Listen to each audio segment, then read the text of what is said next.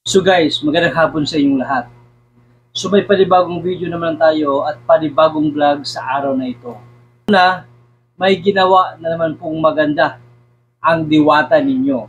At sa araw na ito, isi-share ko lamang sa inyo guys. Si Diwata ay binigyan po ng 1,000,000 ni Madam Rosmar at wala natin pakialam doon.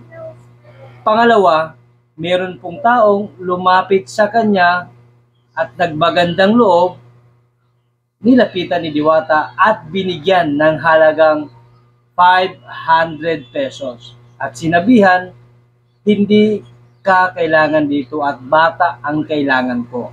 Well, unang-una Diwata, hindi mo naman kailangan i-discriminate ang tao sa edad. Masakit din po yun. Kaya pumunta yan dyan, maaring kaya niyang magtrabaho. Kaya kailangan mo na bata yung kukunin mo dahil magbubuhat ng kaldero at kung ano paman.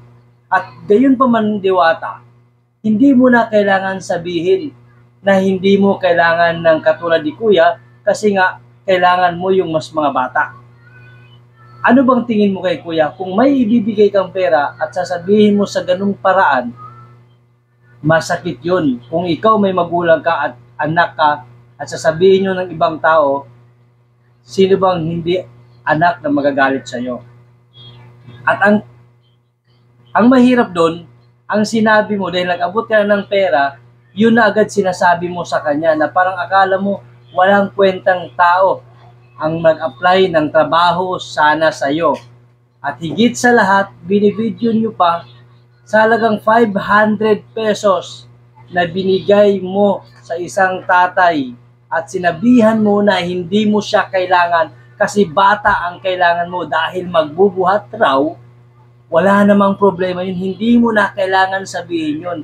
Ang sabihin mo na lang sana, turuan kita, hindi mo na kailangan ng tao dahil sobra na or tama na yung tao mo na meron ka ngayon sa negosyo mo. Huwag mo nang sabihin na hindi mo na kailangan ng katulad kay tatay. At pumunta yan dyan dahil nagbabaka sakali. Pero ang sinabi mo sa halagang 500 at nag-3 million yung views ng videong yon, matutuwa ka ba? Kahit sinong tao hindi matutuwa. Wala na akong pakialam dyan kung magagalit kayo sa akin.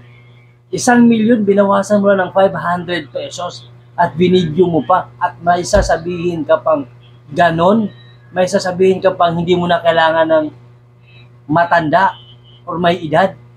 O di ba? O ganon lang kasimple. Wala na akong pakialam kung magagalit kayo sa akin ngayon. Siguro hindi mo pa pinapakain yung tatay na yun eh. Pinaalis mo na lang siguro. O di ba?